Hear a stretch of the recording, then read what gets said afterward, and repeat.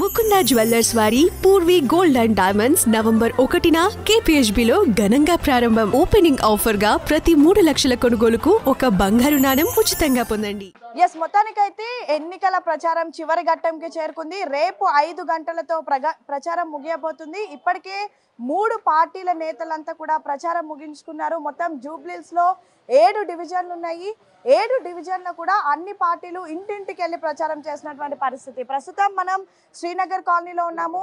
కాంగ్రెస్ అభ్యర్థి నవీన్ యాదవ్ ని గెలిపించాలి అంటూ కూడా ఇటు ఎమ్మెల్యే రాజ్ ఠాకూర్ ఇంటింట ప్రచారం నిర్వహిస్తున్నారు. వాళ్ళకు కేటాయించినటువంటి ఏదైతే ప్లేసెస్ ఉన్నాయో వాటిలో కూడా తిరుగుతున్నటువంటి పరిస్థితి. మాట్లాడదాం ఒక్కసారి. ఏంటి, ఎలా నడుస్తుంది ప్రచారం? ప్రతి ఇంటింటికి వెళ్తున్నారు, ఎలా రిసీవ్ చేసుకుంటున్నారు? చాలా బ్రహ్మాండంగా ఇప్పుడు మీరు చూస్తూ ఉన్నారు. మేము నిన్న ఇది స్పెసిఫిక్గా ఇది మైనార్టీస్ ఏరియా. ఇప్పుడు మనం ఉన్నటువంటిది మైనార్టీస్ స్వయంగా వాళ్ళ సహజంగా రాత్రి లేట్ ఈవినింగ్స్ వరకు ఉంటారు. ఎర్లీ మార్నింగ్స్ మళ్ళీ 10-11 తర్వాత బయటకు వస్తారు. నిన్న ఈరోజు కూడా మేము ఎక్కడ వెళ్ళి కలిసినా ఒకటే మాట, ఇంకా 3 సంవత్సరాల ప్రభుత్వం ఉంది. గత 10 సంవత్సరాల ప్రభుత్వాన్ని చూసాం, చాలా నష్టం జరిగింది. జూబ్లీహిల్స్ ఎన్నిక రావడం అనేది దురదృష్టం, చనిపోవడం. కానీ ఈ జూబ్లీహిల్స్ అభివృద్ధి చెందాలి, మా బస్తీలన్నీ కూడా బాగుపడాలి, ప్రభుత్వం సంక్షేమాలన్నీ కూడా ఇప్పుడు మాకు అయితే వస్తూ ఉన్నాయి. ఈ రోడ్లు, డ్రైనేజ్, వాటర్ వ్యవస్థ ఇవన్నీ రావాలంటే కాంగ్రెస్ ద్వారానే అవుతాయి. తర్వాత చాలా బలహీన వర్గాలు, పేదవాళ్ళు ఉన్నారు, వాళ్ళకి డబుల్ బెడ్రూమ్స్. మీరేమో ఇంకా 3 ఏళ్ల ప్రభుత్వం ఉంది అంటున్నారు, కానీ మరొక 3 నెలల్లో మీ ప్రభుత్వం కూలిపోబోతోంది అంటూ బీజేపీ నేతలు కామెంట్ చేస్తున్నారు. బీజేపీకి ఇక్కడ కనీసం రిసీవ్ చేసుకునే నాకు తెలిసి బూత్ ఏజెంట్లు కూడా దొరకలేము, ఆ పరిస్థితులు ఉంది. నేను సుమారుగా 10 రోజుల నుంచి ఇక్కడ తిరుగుతా ఉన్నా. చూడ్డానికి కూడా మాకు కనవాలి వాళ్ళ వ్యాన్స్ తప్ప. నిన్న కాదు, ఎవరినన్నా అడగండి. తర్వాత వాళ్ళు ఆ రోజు పార్లమెంట్లో ఏ స్ట్రైక్లు దాన్ని చూపించి వచ్చినటువంటి మూమెంట్ని చూసి ఇంకా బీజేపీ చాలా గొప్పగా ఉందన్నటువంటి భావనలో ఉన్నారు. ఇక్కడ బీజేపీ టీఆర్ఎస్ని గెలిపించడానికి సపోర్టివ్ క్యాండిడేట్గా ఇలా బీజేపీ పార్టీ పోటీ చేస్తారు. కానీ మీరు బీఆర్ఎస్ పార్టీ ఒకటి అంటూ కూడా కేటీఆర్ ప్రతి రోడ్ షోలో కానీ ప్రతి ప్రసంగంలో కూడా చెప్తున్నారు, మీరు బీజేపీ ఒకటి అని. మీరు ముందు చెప్పిందే కరెక్ట్. బీజేపీ టీఆర్ఎస్ ఒకటనేది ఇలా స్పష్టమైంది.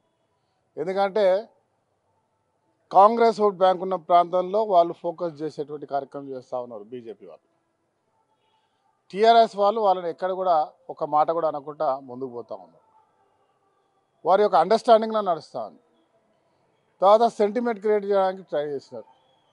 అదే సెంటిమెంట్ వాళ్ళకే రివర్స్ అయ్యింది. వాళ్ళ కుటుంబంలోనే నేను చూస్తూ ఉన్నా, వాళ్ళ కుటుంబంలోనే అసలు మేమంటే మేము ఒరిజినల్ అంటే మేము ఒరిజినల్ అని మాట్లాడుకుంటూ ఉన్నారు. అది ఏదేమైనా అది వాళ్ళ వ్యక్తిగతం, మేము మాట్లాడాం. ఈరోజు రాష్ట్ర ప్రజలు, ముఖ్యంగా జూబ్లీహిల్స్ ప్రజలు, స్థానికుడైన నవీన్ యాదవ్ చదువుకున్నటువంటి ఒక నవ యువకుడు ఈ ప్రాంతంలో 3 సార్లు పోటీ చేసిండు.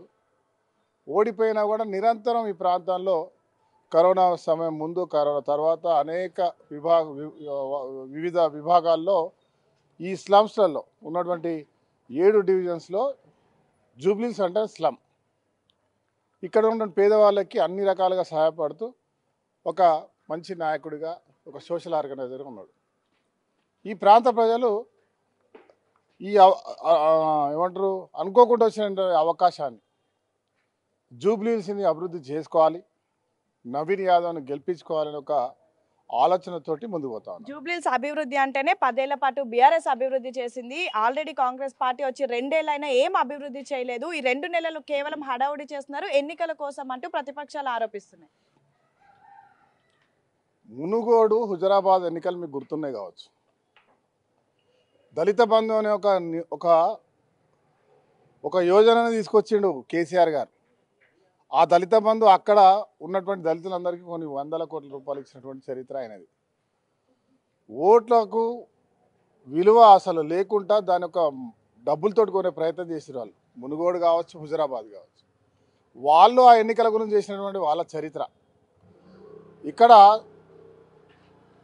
హైదరాబాద్ నగరాన్ని అభివృద్ధి చేసే అంశంలో 10,000 కోట్లు కేటాయిస్తూ యావత్ మొత్తం గ్రేటర్ హైదరాబాద్కి జూబ్లీస్ నియోజకవర్గానికి నాకు తెలిసి 150 కోట్లు ఎంతో అలాట్మెంట్ చేసిండ్రు. అవి కొన్ని గ్రౌండ్ అయినాయి, అవన్నీ ఎన్నికలు వస్తున్నాయని చెప్పి డ్రామా వెళ్ళా.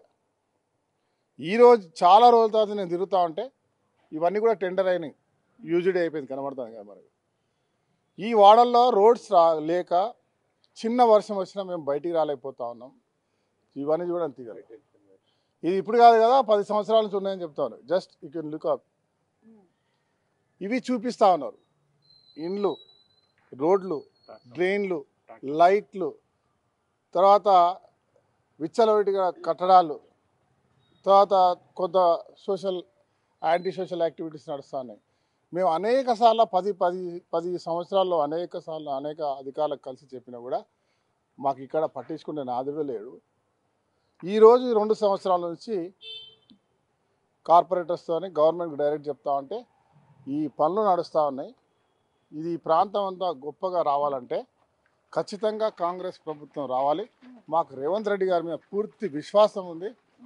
ఆయనకు ఈ ప్రాంతంలో కేవలం మెయిన్ రోడ్స్ కనబడేటువంటివి కాకుండా ఇక్కడ గల్లీ స్థాయి నుంచి అభివృద్ధి చేసే అంశం వైపు ముందుకు పోతూ ఉన్నారు. అదే మాదిరిగా ఈ ప్రాంతంలో శ్రీనగర్ కాలనీలో చాలామంది చదువుకున్నవారు, ఐఏఎస్లు, ఐపీఎస్లు, రకరకాల విభాగాల్లో పనిచేసినటువంటి వాళ్ళు, విద్యార్థులు, అన్ని రకాల వాళ్ళు ఉన్నారు ఇక్కడ కలగలిపి.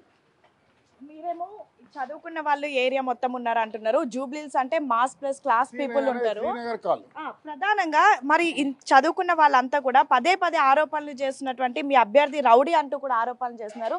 మరి రౌడీని నిజంగా ఓటేసి గెలిపించుకుంటారా?